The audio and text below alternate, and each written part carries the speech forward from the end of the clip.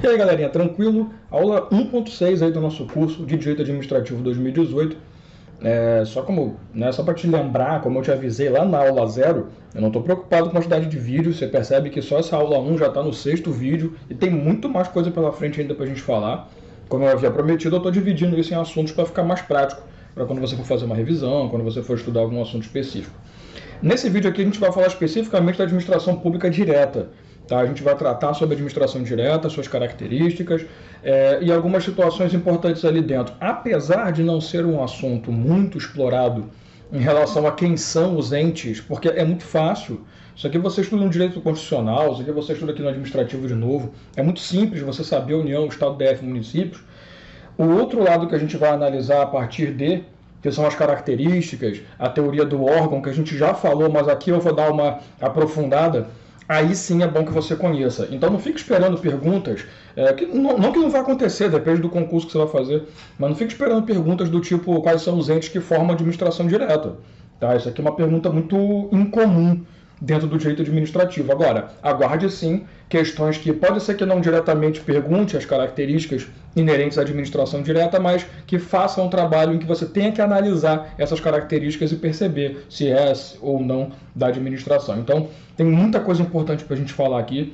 Nós já vamos dar o primeiro passo para várias aulas futuras, serviços públicos, contratos. Então, aqui a gente começa a moldar literalmente mesmo, a gente começa a montar a administração pública. Então vamos nessa. Primeira coisa, até para eu não esquecer, deixa eu ativar aqui também a canetinha, porque eu sempre esqueço de fazer isso antes da aula começar, da gravação começar. A administração direta também é conhecida como administração pública centralizada. Lembra dessa história, né? Ele é o centro de competência e especialidade. É ele que tem que fazer, ele que recebe a atribuição direta da Constituição. Então lembre-se que a centralização está diretamente relacionada à administração pública direta. Eu coloquei para você aqui 3 características muito simples, mas que já começam a mostrar para você o que vai acontecer daqui para frente. Porque olha só, a primeira grande marca da administração pública direta é possuir essas 3 características aqui, essas 3 capacidades específicas. A capacidade política, que refere-se especificamente ao poder diretivo da instituição, tá? Ao poder político de direção. Então você vai ter a possibilidade quando um prefeito é eleito, por exemplo, na administração pública direta municipal, ele vai poder fazer toda a sua organização política, indicando nomes para secretarias, indicando pessoas, nomeando pessoas para agir em determinados pontos estratégicos da administração. Então é muito importante você entender esse primeiro ponto. A capacidade política, ela advém também da ideia de ter o direito, tá? E aqui é uma coisa que é bom você tomar cuidado, de ter o poder de criar suas próprias leis. Na verdade, capacidade política e capacidade legislativa estão diretamente relacionadas. Porque não só o poder diretivo, que é uma consequência natural da capacidade política, mas também o poder de legislar, criar suas próprias leis, conduzir seu próprio território através de sua legislação. Aquela autonomia legal lá que a gente falou sobre, que no direito constitucional você estuda muito, mas que a gente falou sobre a União, Estados, a relação entre eles. Então, toma cuidado que você pode encontrar falando que a administração tem capacidade política e legislativa, você pode encontrar doutrinador falando capacidade apenas política e já dentro dele absorver a ideia de capacidade legislativa. Se por acaso a sua prova trouxer separado, capacidade política você entende como capacidade diretiva, a direção da sua organização, da sua estrutura, e capacidade legislativa você entende como a capacidade de criar lei, legislar. Se por acaso ele falar apenas capacidade política, você já entende que é o todo. Tá? Agora, você não pode ter capacidade legislativa como se fosse as duas coisas. Capacidade legislativa é somente legislar. Tá? Então, só se pegar uma questão de prova, uma das características da União é possuir capacidade política, por isso pode criar suas próprias leis, tá? Perfeito. Uma das características dos estados é que eles têm capacidade legislativa, por isso determinam sua direção e sua criação de lei. Não, que a legislativa não pode absorver tudo. E, obviamente, capacidade administrativa, que alguns vão chamar de capacidade de auto-administração, que, o ente ele pode se organizar, se estruturar da forma que ele quiser. Eu costumo sempre dar como exemplo, para ficar fácil, aqui, por exemplo, em Blumenau, na minha cidade atual, existe, obviamente, a Secretaria de Planejamento Urbanístico, Secretaria de Obra, Secretaria de... Tem um monte de secretaria que eu nem lembro mais quais são, porque toda hora muda quando o prefeito sai, né? Mas pode ser que na sua cidade a Secretaria de Obras tenha outro nome, ou não exista, ou esteja vinculada a uma outra secretaria, talvez. Eu já vi cidades que a Secretaria de Planejamento tinha o Departamento de Obras, mas não tinha uma Secretaria de Obras Públicas especificamente, tá? Então você vai ter Secretaria de Saúde, Secretaria de Educação, que são os comuns, mas tem município que tem Secretaria de Cultura, tem município que não tem. Então isso é uma questão de auto-administração. Eu vou determinar quais são os pontos essenciais que eu preciso fazer esse controle. Lembre-se que isso aqui é uma prestação de função administrativa, é uma prestação de serviço público. Então é óbvio que ele vai ter que oferecer, existindo secretaria ou não. Mas tendo secretaria, qual é a ideia? Eu estou estabelecendo centros de especialização que serão responsáveis por atuar naquela área, que é aquilo que a gente tratou, né, que a gente usou o nome de desconcentração. Né? Lembre-se que a desconcentração é essa técnica em que você possui a mesma pessoa jurídica e que ela apenas está sofrendo esse desmembramento através de atuações específicas, né, para poder melhorar, para poder oferecer de uma forma mais especial, de uma forma mais especializada a prestação do serviço. Então a desconcentração, e até é bom a gente sempre bater nisso, ela pode ser feita na administração direta e na indireta, isso não tem problema nenhum. Tá? A única coisa que a desconcentração administrativa exige é que a entidade que o faz seja de direito público. E a administração pública direta é composta por apenas pessoas jurídicas de direito público, União, Estado, DF, municípios. Os 4 possuem PJ de direito público. Então é importante você saber isso, porque, por exemplo, quando eu estava te mostrando a desconcentração, eu estava falando do Banco do Brasil, né? E o Banco do Brasil é uma entidade de direito privado. Tecnicamente falando, para alguns doutrinadores, eu não posso tratar aquilo como desconcentração administrativa, eu tenho que tratar aquilo como meramente administração ou organização administrativa interna. Para outros doutrinadores não tem problema nenhum. Eu estou te falando isso porque, como é um curso completo que eu estou produzindo para você, eu posso atacar qualquer tipo de entendimento. É tipo uma faculdade. Faculdade é assim, né? Você que faz faculdade de direito sabe. O cara te empurra todos os pensamentos, todas as correntes. O problema é seu. Aqui a diferença é que eu estou te passando as correntes que realmente interessam, porque tem corrente minoritária que não tem importância nenhuma, e mesmo assim o teu professor de faculdade te passa só para encher linguiça. Mas quando eu te passo, eu já te falei isso, eu vou bater na tecla quantas vezes for necessário. Quando eu te dou os 2 posicionamentos, isso só é importante se por acaso na sua prova tiver bibliografia. Eu já falei isso. Tem bibliografia, tu vai pegar o livro daquele professor específico que está indicado ali e você vai verificar se o entendimento dele é desconcentração para todos ou desconcentração apenas para PJ de direito público. Na hora da prova, normalmente, as bancas nem ligam para isso. Elas simplesmente falam que a desconcentração é esse desmembramento, é essa criação de centros de especialização nos órgãos públicos. Acabou. Tá? Nem se preocupam. Só vai entrar nesse liame, nessa discussão, se por acaso tiver bibliografia. Aí você vai ter que ver de acordo com o livrinho lá do seu professor. Claro que, se tem bibliografia, né, querido? Tu vai estudar pelo livro do cara. Tu não vai, mas eu prefiro tal autor. Desculpa, tem indicação. Então, a administração direta, todos os entes têm capacidade política, têm capacidade administrativa, daí deriva, inclusive, o poder de desconcentração, e tem a capacidade legislativa. Porém, uma das grandes marcas do ente da administração pública direta são as prerrogativas inerentes à própria administração. O simples fato de fazerem parte da administração pública já oferece certas prerrogativas para essas entidades. Prerrogativas essas que numa relação comum não existiria. É muito bom você entender que o direito constitucional ele traz um posicionamento horizontal, ou seja, o Estado e vou botar aqui a sociedade estão em pé de igualdade. Então, quando você vai firmar um contrato, por exemplo, com uma administração pública que seja, mas esse contrato é um contrato, não um contrato administrativo, mas um contrato de administração ou da administração, eu vou te mostrar isso melhor lá para frente, mas só para você entender, eu possuo um prédio que está parado e a prefeitura da minha cidade quer alugar o meu prédio, meu particular, para poder colocar os departamentos, as autarquias, as secretarias. Vai firmar um contrato administrativo? Claro que não, senão teria que licitar, tá? Vai firmar um contrato da administração, um contrato de locação. Então não é um contrato regido pelo direito administrativo, pelo direito público, é um contrato regido pelo direito privado.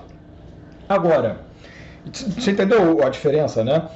A partir do momento que você firma um contrato administrativo, que aí é regido pelo direito público, a administração pública ela vai deter algumas prerrogativas em relação a mim. Isso é só um exemplo, o contrato, tá? Outras coisas também. Eu vou te mostrar aqui embaixo. No caso do direito administrativo, a relação ela será vertical. O Estado ele vai estar sempre acima da sociedade. Mas não, isso é ridículo. Por quê? Não é. Um dos princípios basilares do direito administrativo é o princípio da supremacia do interesse público sobre o privado. Para que eu consiga realmente atingir o interesse público, sabendo que isso vai afetar o interesse de outros privados, mas que atinja a população, que é mais importante, né? Porque quando você pensa em supremacia, você pensa, a grande maioria quer isso, mas sempre tem um corno que não quer. E esse corno é instituto privado, eu não estou nem aí. Então, para que a administração possa exercer esse posicionamento de eu falo em nome do povo e vai ser assim, cala tua boca, ele precisa ter essa posição vertical, que é a supremacia do interesse público sobre o privado. Tá tranquilo esse posicionamento? Beleza. Então, toda vez que você tem uma relação do Estado com a sociedade, com o particular, ou até mesmo com o próprio Estado, isso aqui é raro, mas acontece. Quando você tem essa relação, você tem que estar regido pelo direito público, para que a administração possa demonstrar essas prerrogativas. Repito, se por acaso a relação se dá pelo direito privado, essas situações não vão acontecer. Se, por exemplo, eu fiz um concurso público, beleza. Porém, o concurso foi para uma sociedade de economia mista, que é regida pelo direito privado, na sua grande situação, eu vou ser seletista. Então a nossa relação não tem verticalização, é horizontal. Deu para estabelecer? Beleza. Voltando ao ponto, a partir do momento que eu tenho uma relação regida pelo direito público, a administração pública, para que ela possa exercer a supremacia do interesse público sobre o privado, ela passa a deter algumas prerrogativas. Prerrogativas essas como imunidade tributária recíproca, prevista lá na Constituição Federal no artigo 100, salvo engano da minha parte, que é assunto de direito tributário. Mas só para você saber, a União, por exemplo, ela não pode criar impostos para o Estado pagar. O Estado não pode criar impostos para o município. Assim como eles também não podem criar impostos para o Distrito Federal. E por aí vai. Então essa ideia de imunidade tributária recíproca é que eu não posso taxar a relação pública. Tá? Então a União não vai para o Estado, muito menos o Estado também estabelece lá taxas, tributos para a União. Aqueles tributos todos que a gente já conhece, os impostos, tá? Contribuições de melhoria por aí, que você estuda no direito tributário, isso aqui para nós não tem quase importância nenhuma. Essas relações não existem. Então não pode a União cobrar do Estado um IPTU, sabe? Seria loucura, tá? Segunda coisa, que é uma prerrogativa, só que é uma prerrogativa de obrigação, porque apesar de prerrogativa ser uma coisa que traz a ideia de ser um direito, ele também se torna uma obrigação, se torna um dever de vez em quando, que é a forma de garantir, né, o interesse público, é a realização de concurso público. Então essa é uma prerrogativa que a administração, que qualquer um que faça parte da administração pública tem. Quer contratar? Faça concurso público. Claro, isso é a regra, tem suas exceções, tem contratação direta, emergencial, a Constituição já ferrou a gente com isso, mas a regra é concurso público, tal qual licitação, que nós estudaremos. Fica tranquilo que nós vamos estudar concurso público, com base no artigo 37 da Constituição Federal, nós vamos estudar uma aula só sobre normas constitucionais, regras constitucionais sobre administração. E nós vamos ter uma aula de licitação, Lei 8666, Lei 10.520, Lei 13.303, que é a mais atual. Nós vamos trabalhar isso tudo, tá? Fica tranquilo. Nós vamos ter uma aula sobre isso aqui também, que é importante, mas nos contratos administrativos existem as chamadas cláusulas exorbitantes, que muita gente quando lê pensa, então são cláusulas inválidas, nulas. Não, cláusula exorbitante não é ilegal. Exorbitante é porque ele extrapola, exorbita, daí o nome, um contrato normal. Como eu falei, num contrato privado com a administração pública, nós estamos em pé de igualdade. Num contrato administrativo, a administração detém poderes que eu nunca vou ter. Exemplo, eu compro uma casa, vou lá, faço um instrumento de compra e venda. Instrumento particular de compra e venda, que seja.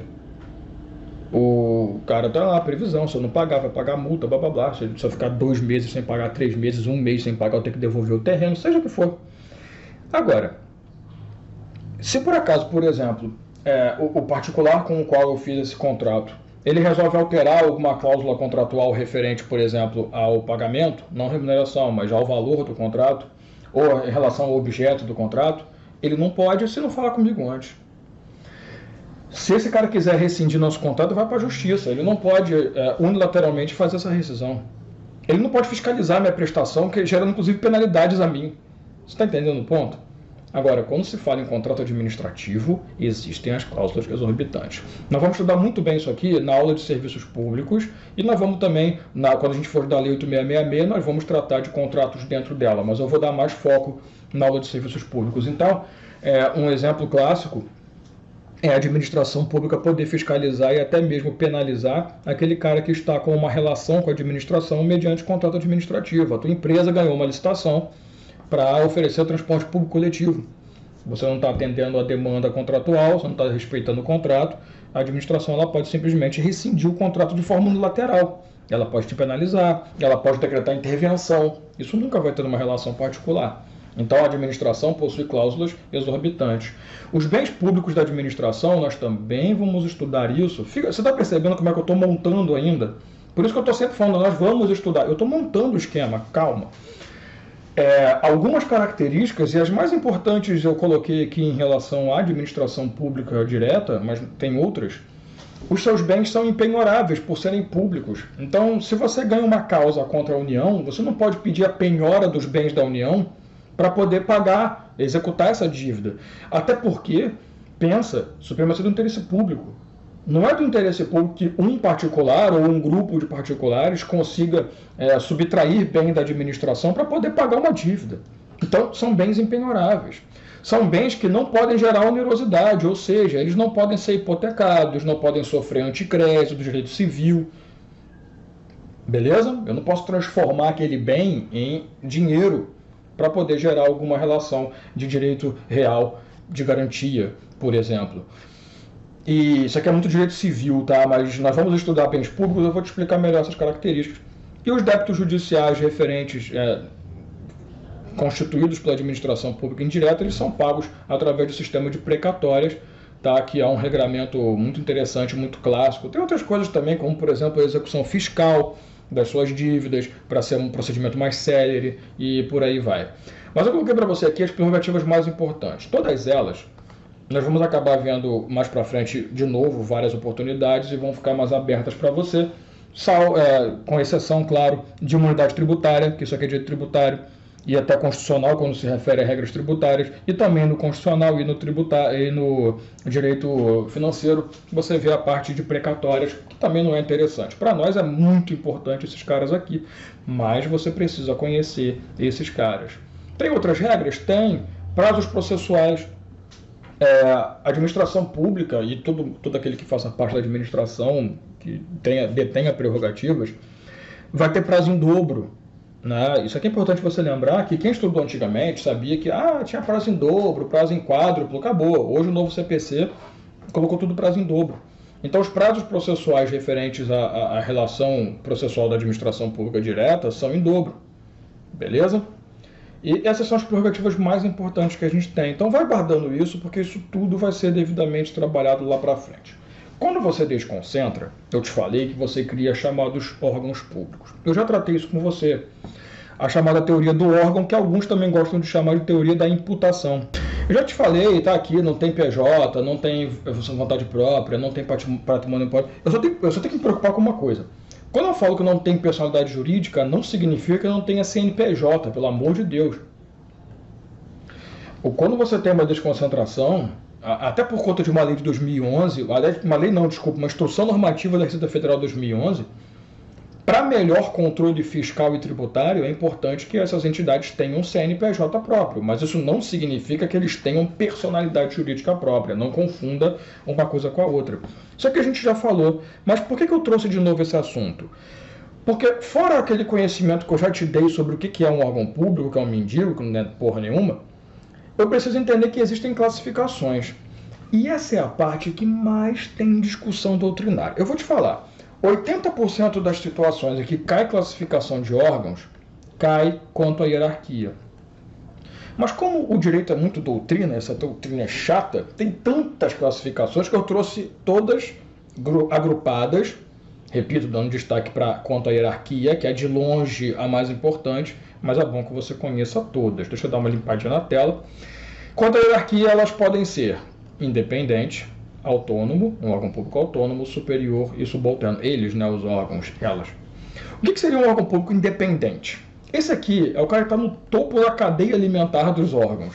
Porque, na verdade, ele não tem ninguém acima dele. Por isso que chama-se órgão independente.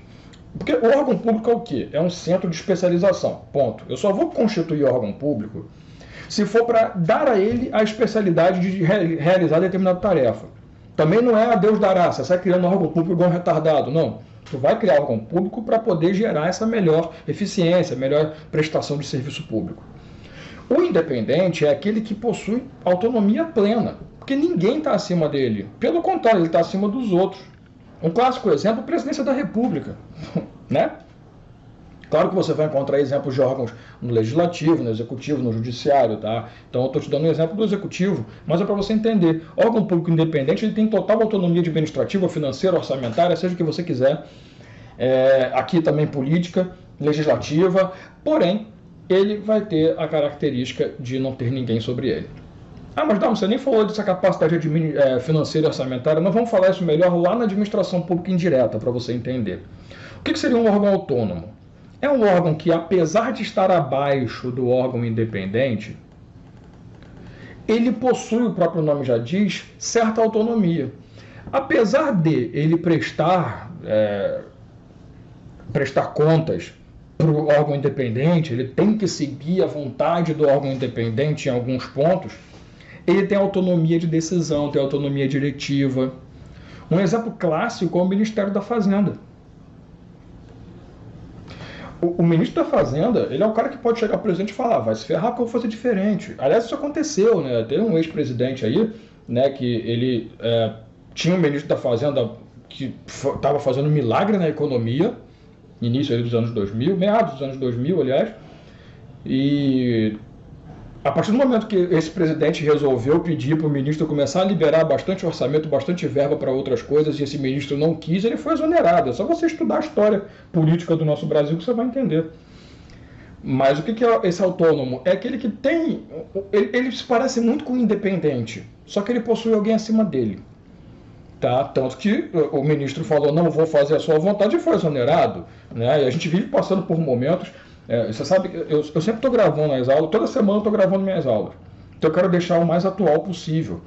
E nós estamos em fevereiro, tá? Hoje é dia 2 de fevereiro de 2018. Eu já estou gravando para disponibilizar, inclusive, o vídeo de hoje. Eu sempre vou fazer isso, gravar 2, 3 vídeos no máximo num dia, porque eu quero estar sempre atualizado. E nós temos aí previsão para março ter uma reforma ministerial. Por quê? Porque a maioria vai sair para disputar um cargo político. O presidente também tem que oferecer cargo para outros caras para poder votar as reformas e as entidades que ele quer, porque o presidente tem esse negócio, né? Ele gosta de comprar a galera. Então, assim, o órgão autônomo ele tem autonomia, mas não é autonomia plena. O independente tem. O órgão superior é aquele que detém poder de direção, detém poder de execução, mas não tem autonomia nenhuma. Ele é superior, ele está acima ainda de outras pessoas, mas ele segue ordens, ele só vai dirigir como essas ordens são produzidas. Um caso clássico é a Secretaria da Receita Federal, um procurador do Estado. Você acha que o procurador do Estado tem autonomia para agir? Pelo contrário. E por último você tem o órgão subalterno, que são aqueles órgãos que a gente chama de órgãos de mera execução. Porque eles não têm poder diretivo, não têm nada, eles só fazem. E é muito comum você encontrar, dando como exemplos, a seção de pessoal, o departamento de pessoal de uma instituição pública, a zeladoria, a ouvidoria. Eles estão ali só para executar a ordem. Pegou? Quanto à atuação funcional, eles podem ser singular, que é quando você tem o órgão atuando dentro dele, apenas uma pessoa é seu representante e fala por ele, o presidente da República, em relação, por exemplo, aos poderes da União, ou pelo menos a relação da União. E tem os órgãos colegiados, que são aqueles que as decisões são tomadas dentro de um espectro de reunião de pessoas. Né? Você vai ter a Assembleia Legislativa, lá no Legislativo, você vai ter os tribunais de justiça e por aí vai. Quanto à estrutura, você pode ter o simples. Estrutura simples é aquele que a organização administrativa se dá em um só. Você não tem 2 ou 3 entes que se reúnem para produzir aquele cara. Olha só, isso aqui é muito preocupante. Não confunda o singular com o simples. O singular é uma pessoa, um representante e uma atuação, sabe? O simples é um órgão, é uma entidade que pode ser formada por vários membros, mas para atuação. Por exemplo, de novo, eu posso usar a Assembleia Legislativa. A Assembleia Legislativa é um colegiado, mas que tem a estrutura simples. Porque a Assembleia ela age dentro da estrutura dela, ela não precisa de outro. Você quer um exemplo do que seria um órgão de estrutura composta? O Congresso Nacional. O artigo 44 da Constituição fala que o Congresso Nacional, quando ele vai agir, precisa da reunião da Câmara dos Deputados do Senado Federal. Porque o Congresso Nacional em si não existe. O Congresso ele é a reunião de todos os entes. Agora, a Câmara dos Deputados agindo por conta é uma entidade simples. O Senado é uma entidade simples. Mas quando eles se reúnem para o Congresso, eles formam uma entidade de estrutura composta. Deu para entender? Aqui eu tenho 2 órgãos em reunião para atuação. Quanto às funções, eles podem ser órgãos ativos, que são os que executam, efetivamente fazem. Você pode ter Polícia Rodoviária Federal, né, auditor da Receita Federal, o grupo da Receita Federal em si. Os consultivos, que são aqueles que estão ali só para produzir parecer, para serem consultados, para darem opinião, né? E você tem como grande exemplo o Ministério Público. E os órgãos de controle, que o nome já diz tudo, são aqueles que estão ali para fiscalizar e controlar a prestação, o Tribunal de Contas, a Corregedoria, beleza? E quanto ao âmbito de atuação, central, o órgão é central quando ele tem competência, aproximação nacional, então uma decisão tomada tem poder em tudo, e o órgão pode ser local quando ele tem restrição territorial. Então, uma delegacia de polícia de um determinado bairro ou determinada cidade, essa delegacia ela só pode agir naquele território, ela não tem jurisdição, que é a palavra que se dá para a competência territorial, ele não tem jurisdição em outras localidades. Beleza? Acabou. Então, fechou. Deu para perceber o que é importante aqui, né? Principalmente a parte de órgãos públicos nessa classificação com a hierarquia e as características da administração pública direta. Ela é muito fácil, ela é bem pequenininha, ela é bem tranquila, mas é importante que você tenha esse conhecimento, porque daqui a gente vai ter que tirar a indireta, que é o que a gente fala na próxima aula.